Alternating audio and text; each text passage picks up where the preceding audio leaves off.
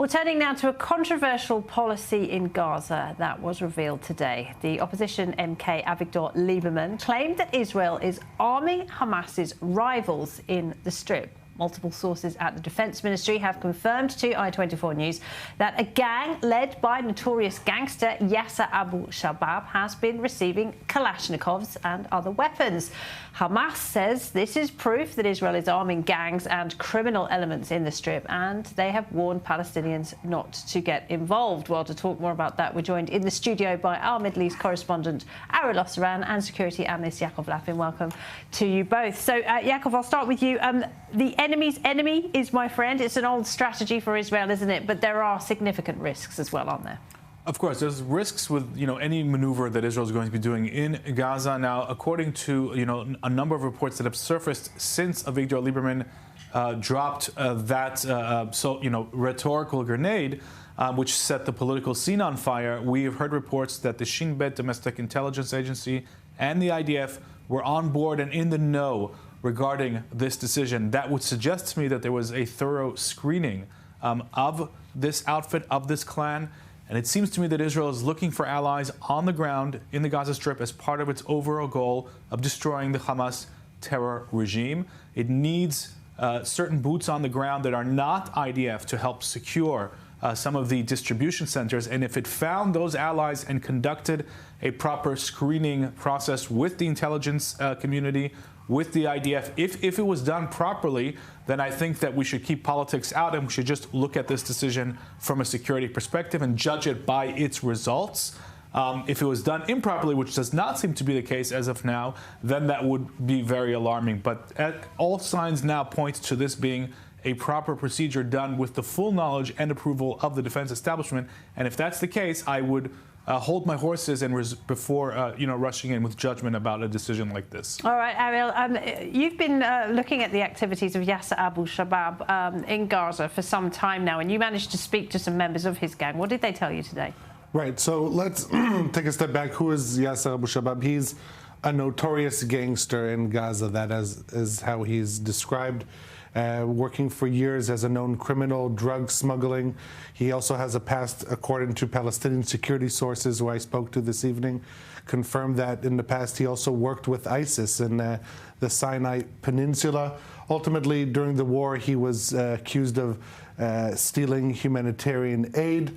He established a few weeks ago a group called the Anti-Terror Service, recently changing their name to the Popular Forces. They say that they're distributing aid directly to Gazans and even declared a Hamas-free zone in Rafah, an area under complete IDF control, which might indicate, as Yaakov alluded to, some coordination or at least tacit agreement by Israel for his presence there. And we decided to give them a call. Me and I24 News producer Nasri Nassar gave them a phone call asking them about their activity and also about any cooperation with Israel. And this is what we spoke with Abu Ali, a guy identified himself from the front office of the Popular Forces.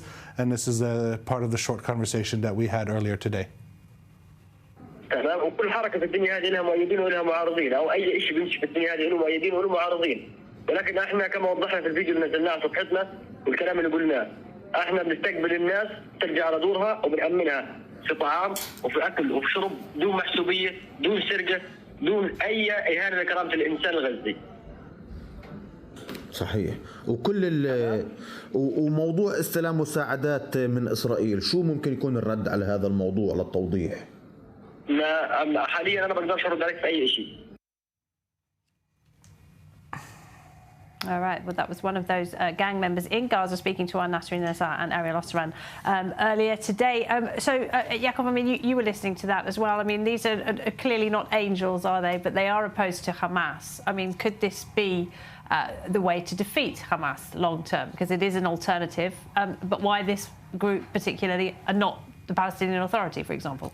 So assuming that we're just seeing fragments, and this is certainly a very impressive, I think, revelation to even have this call by Ariel and the producer. But I think what we're seeing here is fragments of a much larger initiative, and that is to find allies on the ground who will undergo some sort of screening process, and will, the independent judgment of the intelligence community. I don't think that Israel would be taking part in any process like this if somebody raised a red flag from the Shin Bet, from IDF Southern Command, from military intelligence saying, don't do this, these guys are going to turn on us. I mean, well, Lieberman is saying that they work with Hamas. They are linked to, not Hamas, to ISIS. They're linked to ISIS. I mean, that's very worrying in itself, isn't it? Well, if that's true, that's very worrying. Again, we are, fumbling because this is a brand, we're sort of groping in the dark trying to figure out what's going on.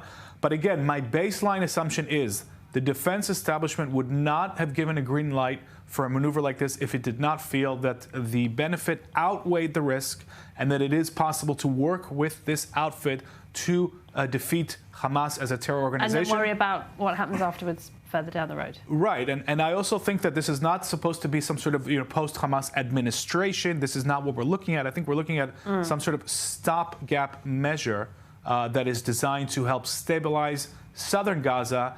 And look, you have to, sometimes in the Middle East, you have to work with what there is on the ground. We're not surrounded by liberal democracies. Israel has also had calls with members reportedly of the al-Shara regime in Syria, who until recently were the heads of al-Qaeda. And I didn't see anybody going crazy over those reports. So this is the Middle East. This is who we have to work with. There are similarities with Syria, for sure, yeah. Just a few quick notes. One, Abu Shabab claims that he works under the auspices of the PA, but there hasn't been any official recognition of that. Sources in Gaza who have asked about this figure describe him not as a Robin Hood, as an angel, as you asked, but more of an agent of chaos, that anyone who comes in contact with him endangers themselves. And that leads to the third point. The fact that he is now being labeled as a collaborator with Israel undermines any plans for an independent administration that is seen not connected to Hamas or Israel, which is very important for Palestinian public opinion